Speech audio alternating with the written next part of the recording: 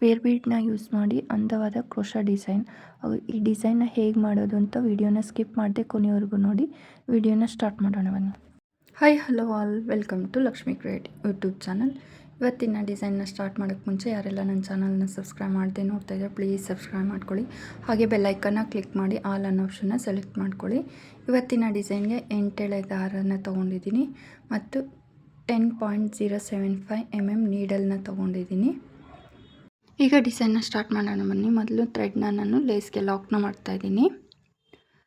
ಲೇಸ್ಗೆ ಲಾಕ್ನ ಮಾಡಿದಾದಮೇಲೆ ಅದರ ಪಕ್ಕದಲ್ಲೇ ನೋಡಿ ಲಾಕ್ ಮಾಡಿರ್ತೀನಲ್ಲ, ಲಾಕ್ನ ಪಕ್ಕದಲ್ಲೇ ಸಿಂಗಲ್ ಕ್ರೋಶನ ಹಾಕ್ತಾಯಿದ್ದೀನಿ. ಸಿಂಗಲ್ ಕ್ರೋಶ ಅಥವಾ ಲಾಕ್ ಅಂದರೂ ಒಂದೇ, ಸಿಂಗಲ್ ಕ್ರೋಶ ಅಂದರೂ ಒಂದೇ. ಲಾಕ್ನ ಮಾಡಿದಾದಮೇಲೆ ಈಗ ಮತ್ತೆ 2 ಚೈನ್ಸ್ನ ಹಾಕ್ಕೋಬೇಕು. ಈಗ 2 ಚೈನ್ಸ್ನ ಹಾಕ್ಕೊತಾ ಇದ್ದೀನಿ. 1 2 ಚೈನ್ಸ್ನ ಹಾಕ್ಕೊಂಡು ನೀಡಲ್ ಮೇಲೆ ಒಂದು ಸರಿ ಥ್ರೆಡ್ನ ಸುತ್ತಕೊಂಡು ಈ ಸಿಂಗಲ್ ಕ್ರೋಶ ಪಕ್ಕದಲ್ಲೇ ನೀಡಲ್ನ ಹಾಕಿ ಥ್ರೆಡ್ನ ತಂದು ನೀಡಲ್ ಮೇಲೆ 3 ಲೂಪ್ ಇದೆ. ಫಸ್ಟ್ 2 ಲೂಪಿಂದ ನೀಡಲ್ನ ಪಾಸ್ ಮಾಡಬೇಕು, ಮತ್ತು ಈ 2 ಲೂಪಿಂದ ನೀಡಲ್ನ ಪಾಸ್ ಮಾಡಬೇಕಾಗತ್ತೆ. ಥ್ರೆಡ್ನ ತಗೊಂಡು ಈ 2 ಲೂಪಿಂದ ನೀಡಲ್ನ ಪಾಸ್ ಮಾಡ್ತಾಯಿದ್ದೀನಿ, ಅಂದರೆ ಡಬಲ್ ಕ್ರೋಶನ ಹಾಕಿದ್ದೀನಿ. ಡಬಲ್ ಕ್ರೋಶ ಆದಮೇಲೆ 3 ಚೈನ್ಸ್ 1 2 3 ಚೈನ್ಸ್ನ ಹಾಕ್ಕೊಂಡು ಈ 2 ಚೈನ್ ಮತ್ತು ಡಬಲ್ ಕ್ರೋಶ ಮಧ್ಯದಲ್ಲಿ ನೀಡಲ್ನ ಹಾಕಿ ಥ್ರೆಡ್ನ ತಂದು ನೀಡಲಿಂದ ಈ 2 ಲೂಪಿಂದ ನೀಡಲ್ನ ಪಾಸ್ ಮಾಡಬೇಕು.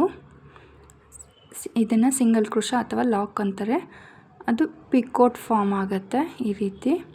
ಮತ್ತೆ ನೀಡಲ್ ಮೇಲೆ ಒಂದು ಸರಿ ಥ್ರೆಡ್ನ ಸುತ್ತಕೊಂಡು ಅದನ್ನು ಈ ರೀತಿ ಸ್ಟ್ರೈಟಾಗಿ ಇಟ್ಕೊಂಡು ಎಲ್ಲಿಗೆ ಬರುತ್ತೋ ಅಲ್ಲಿಗೆ ನೋಡಿಕೊಂಡು ನೀಡಲ್ನ ಹಾಕಿ ಥ್ರೆಡ್ನ ತಂದು ಸ್ವಲ್ಪ ಗ್ಯಾಪ್ ಬಿಡಿ.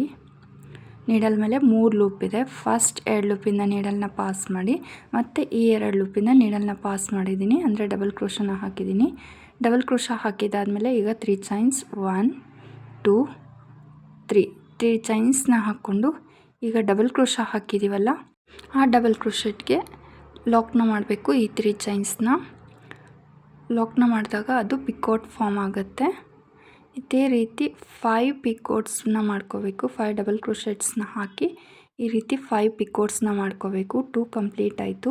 ಮತ್ತು ನೀಡಲ್ ಮೇಲೆ ಒಂದು ಸರಿ ಥ್ರೆಡ್ನ ಸುತ್ತಕೊಂಡು ಸ್ಟ್ರೈಟಾಗಿ ಇಟ್ಕೊಂಡು ಎಲ್ಲಿಗೆ ಬರುತ್ತೆ ಅಲ್ಲಿಗೆ ನೋಡಿಕೊಂಡು ನೀಡಲ್ನ ಹಾಕಿ ಥ್ರೆಡ್ನ ತಂದು ನೀಡಲ್ ಮೇಲೆ 3 ಲೂಪ್ ಇದೆ. ಫಸ್ಟ್ 2 ಲೂಪಿಂದ ನೀಡಲ್ನ ಪಾಸ್ ಮಾಡಿ, ಮತ್ತು ಈ 2 ಲೂಪಿಂದ ನೀಡಲ್ನ ಪಾಸ್ ಮಾಡ್ತಾಯಿದ್ದೀನಿ. ಡಬಲ್ ಕ್ರೋಶನ ಹಾಕಿದ್ದೀನಿ. ಈಗ ಮತ್ತೆ 3 ಚೈನ್ಸ್ 1 2 3 ಚೈನ್ಸ್ನ ಹಾಕ್ಕೊಂಡು ಈ ಡಬಲ್ ಕ್ರೋಶೆಟ್ಗೆ ಲಾಕ್ನ ಮಾಡ್ತಾಯಿದ್ದೀನಿ. ಲಾಕ್ ಅಥವಾ ಸಿಂಗಲ್ ಕ್ರೋಶನ ಹಾಕ್ತಾಯಿದ್ದೀನಿ. ಲಾಕ್ ಮಾಡಿದಾಗ ಅದು ಪಿಕೋಟ್ ಫಾರ್ಮ್ ಆಗುತ್ತೆ. ಈ ರೀತಿ ಪಿಕೋಟ್ ಫಾರ್ಮ್ ಆಗುತ್ತೆ. ಮತ್ತು ಈಗ ನೀಡಲ್ ಮೇಲೆ ಒಂದು ಸರಿ ಥ್ರೆಡ್ನ ಸುತ್ತಕೊಂಡು ಅದನ್ನು ಸ್ಟ್ರೈಟಾಗಿ ಇಟ್ಕೊಂಡು ಎಲ್ಲಿಗೆ ಬರುತ್ತೋ ಅಲ್ಲಿಗೆ ನೋಡಿಕೊಂಡು ನೀಡಲ್ನ ಹಾಕಿ ಥ್ರೆಡ್ನ ತಂದು ನೀಡಲ್ ಮೇಲೆ 3 ಲೂಪ್ ಇದೆ. ಫಸ್ಟ್ 2 ಲೂಪಿಂದ ನೀಡಲ್ನ ಪಾಸ್ ಮಾಡಿ, ಮತ್ತು 2 ಲೂಪಿಂದ ನೀಡಲ್ನ ಪಾಸ್ ಮಾಡಿದ್ದೀನಿ, ಅಂದರೆ ಡಬಲ್ ಕ್ರೋಶನ ಹಾಕಿದ್ದೀನಿ. ಡಬಲ್ ಕ್ರೋಶನ ಹಾಕಿದಾದಮೇಲೆ 3 ಚೈನ್ಸ್ 1 2 3 ಚೈನ್ಸ್ನ ಹಾಕ್ಕೊಂಡು ಈ ಡಬಲ್ ಕ್ರೋಶೆಟ್ಗೆ ಲಾಕ್ನ ಮಾಡಬೇಕು. ಅದು ಪಿಕೋಟ್ ಫಾರ್ಮ್ ಆಗುತ್ತೆ. 4 ಕಂಪ್ಲೀಟ್ ಆಯಿತು. ಈಗ ಮತ್ತೆ ನೀಡಲ್ ಮೇಲೆ ಒಂದು ಸರಿ ಥ್ರೆಡ್ನ ಸುತ್ತಕೊಂಡು ಸ್ಟ್ರೈಟಾಗಿ ಇಟ್ಕೊಂಡು ಅದು ಎಲ್ಲಿಗೆ ಬರುತ್ತೋ ಅಲ್ಲಿಗೆ ನೋಡಿಕೊಂಡು ನೀಡಲ್ನ ಹಾಕಿ ಥ್ರೆಡ್ನ ತಂದು ನೀಡಲ್ ಮೇಲೆ 3 ಲೂಪ್ ಇದೆ. ಫಸ್ಟ್ 2 ಲೂಪಿಂದ ನೀಡಲ್ನ ಪಾಸ್ ಮಾಡಿ, ಮತ್ತು ಈ 2 ಲೂಪಿಂದ ನೀಡಲ್ನ ಪಾಸ್ ಮಾಡಿದ್ದೀನಿ. ಡಬಲ್ ಕ್ರೋಶನ ಹಾಕ್ಕೊಂಡು ಮತ್ತು 3 ಚೈನ್ಸ್ನ ಹಾಕ್ಕೊಂಡು ಈ ಡಬಲ್ ಕ್ರೋಶೆಟ್ಗೆ ಲಾಕ್ನ ಮಾಡ್ತಾಯಿದ್ದೀನಿ. ಲಾಕ್ನ ಮಾಡಿದಾಗ ಅದು ಪಿಕೋಟ್ ಫಾರ್ಮ್ ಆಗುತ್ತೆ. ಈ ರೀತಿ 5 ಮಾಡ್ಕೊಂಡಿದ್ದೀನಿ ನೋಡಿ. ಈ ರೀತಿ ಮಾಡ್ಕೋಬೇಕು.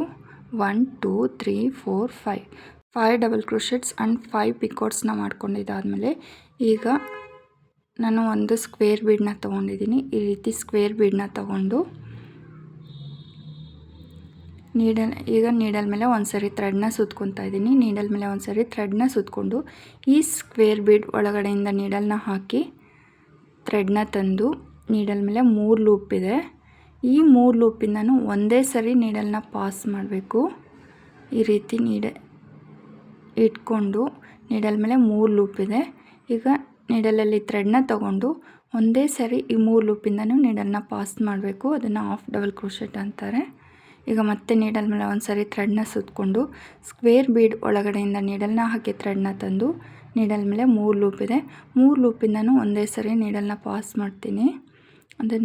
ಅದನ್ನು ಹಾಫ್ ಡಬಲ್ ಕ್ರೋಶೆಟ್ ಅಂತಾರೆ. ಮತ್ತು ಅದೇ ರೀತಿ ನೀಡಲ್ ಮೇಲೆ ಒಂದು ಸರಿ ಥ್ರೆಡ್ನ ಸುತ್ತಕೊಂಡು ಸ್ಕ್ವೇರ್ ಬೀಡ್ ಒಳಗಡೆಯಿಂದ ನೀಡಲ್ನ ಹಾಕಿ ಥ್ರೆಡ್ನ ತಂದು ನೀಡಲ್ ಮೇಲೆ 3 ಲೂಪ್ ಇರುತ್ತೆ. 3 ಲೂಪಿಂದನೂ ಒಂದೇ ಸರಿ ನೀಡಲ್ನ ಪಾಸ್ ಮಾಡಬೇಕು. ಅದನ್ನು ಹಾಫ್ ಡಬಲ್ ಕ್ರೋಶೆಟ್ ಅಂತಾರೆ. ಇದೇ ರೀತಿ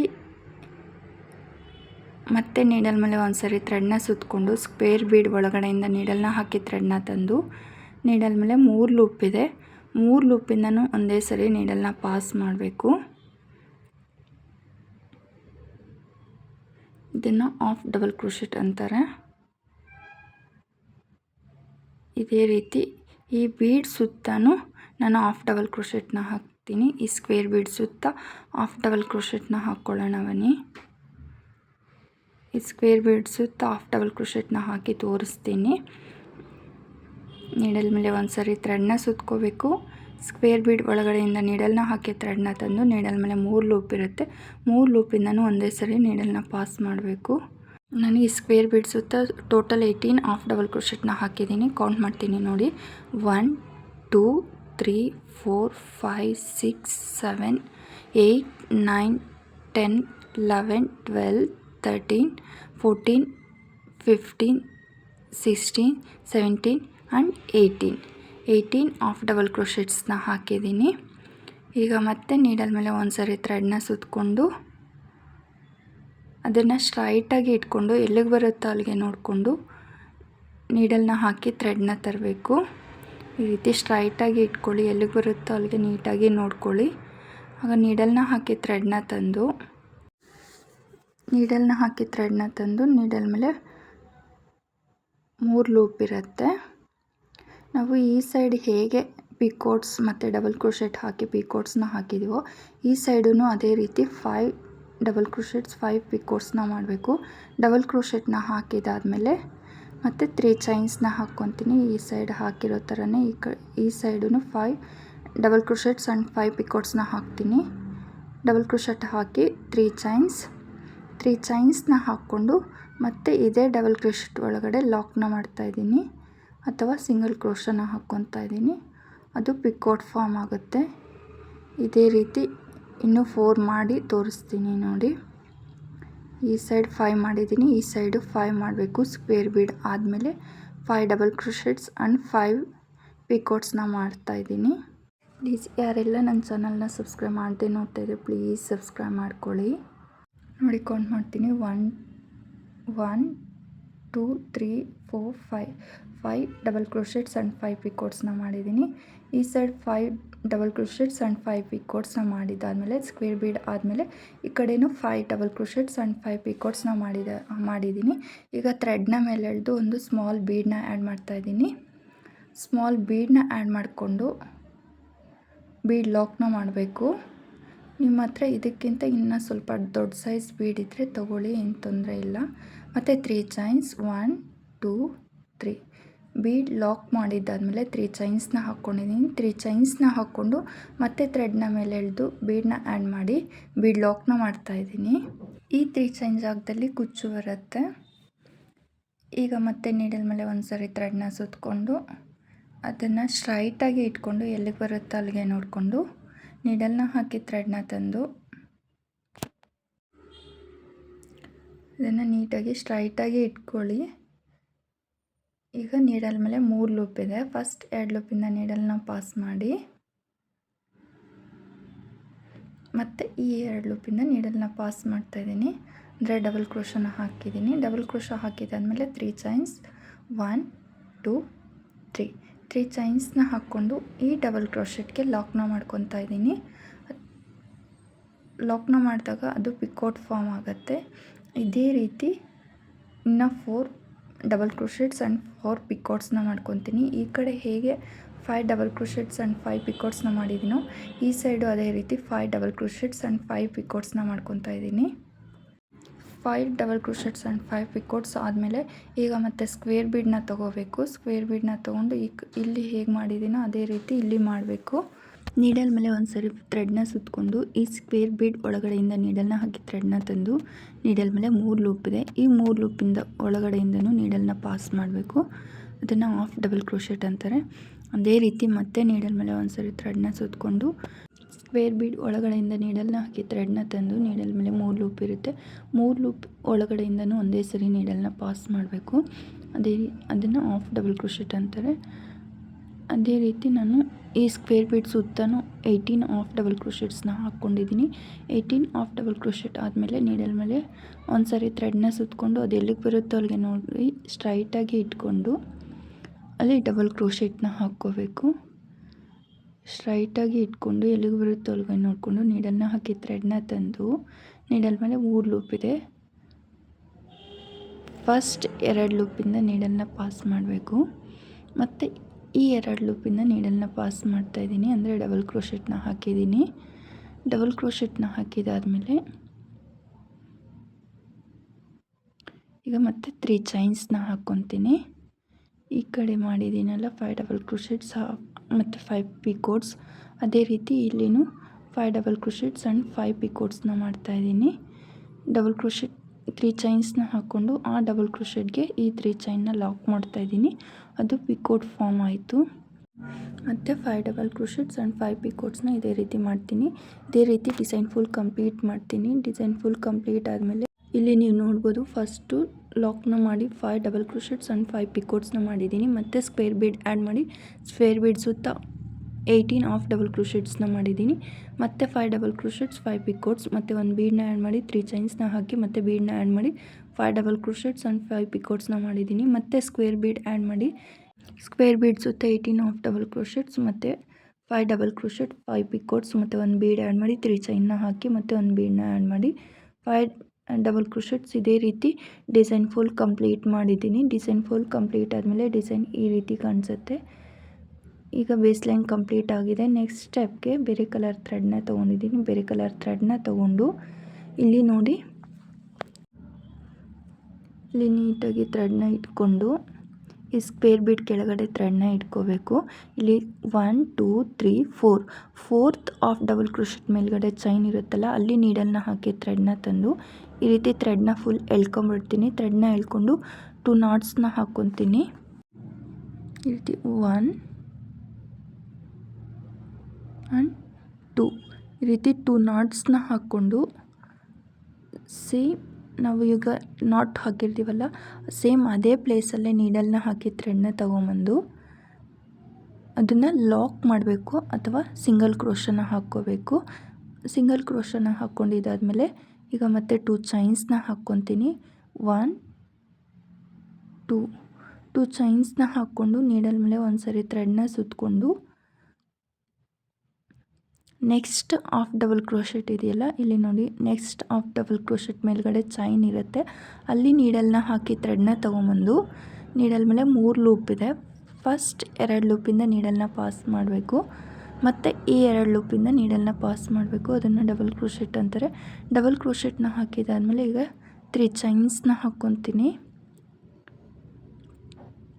1 2 ಆ್ಯಂಡ್ 3 ಚೈನ್ಸ್ನ ಹಾಕ್ಕೊಂಡು ಸೇಮ್ ಅದೇ ಡಬಲ್ ಕ್ರೋಶೆಟ್ಗೆ ಲಾಕ್ನ ಮಾಡಬೇಕು ಅಥವಾ ಸಿಂಗಲ್ ಕ್ರೋಶನ ಹಾಕಬೇಕು. ಲಾಕ್ ಅಂದ್ರೆ ಒಂದೇ, ಸಿಂಗಲ್ ಕ್ರೋಶ ಅಂದ್ರೆ ಒಂದೇ. ಲಾಕ್ನ ಮಾಡಿದಾಗ ಅದು ಪಿಕೋಟ್ ಫಾರ್ಮ್ ಆಗುತ್ತೆ, ಈ ರೀತಿ ಬರುತ್ತೆ. ಮತ್ತು ನೀಡಲ್ ಮೇಲೆ ಒಂದು ಸರಿ ಥ್ರೆಡ್ನ ಸುತ್ತಕೊಂಡು ನೆಕ್ಸ್ಟ್ ಹಾಫ್ ಡಬಲ್ ಕ್ರೋಶೆಟ್ ಮೇಲ್ಗಡೆ ಚೈನ್ ಇರುತ್ತಲ್ಲ ಅಲ್ಲಿ ನೀಡಲ್ನ ಹಾಕಿ ಥ್ರೆಡ್ನ ತಂದು ನೀಡಲ್ ಮೇಲೆ 3 ಲೂಪ್ ಇದೆ. ಫಸ್ಟ್ 2 ಲೂಪಿಂದ ನೀಡಲ್ನ ಪಾಸ್ ಮಾಡಿ ಮತ್ತು ಈ 2 ಲೂಪಿಂದ ನೀಡಲ್ನ ಪಾಸ್ ಮಾಡ್ತಾಯಿದ್ದೀನಿ, ಅಂದರೆ ಡಬಲ್ ಕ್ರೋಶೆಟ್ನ ಹಾಕಿದ್ದೀನಿ. ಡಬಲ್ ಕ್ರೋಶೆಟ್ನ ಹಾಕಿದ್ದಾದಮೇಲೆ 3 ಚೈನ್ಸ್ನ ಹಾಕ್ಕೊತಾ ಇದ್ದೀನಿ. 3 ಚೈನ್ಸ್ನ ಹಾಕ್ಕೊಂಡು ಈಗ ಹಾಕಿರ್ತೀವಲ್ಲ ಆ ಡಬಲ್ ಕ್ರೋಶೆಟ್ಗೆ ಲಾಕ್ನ ಮಾಡಬೇಕು.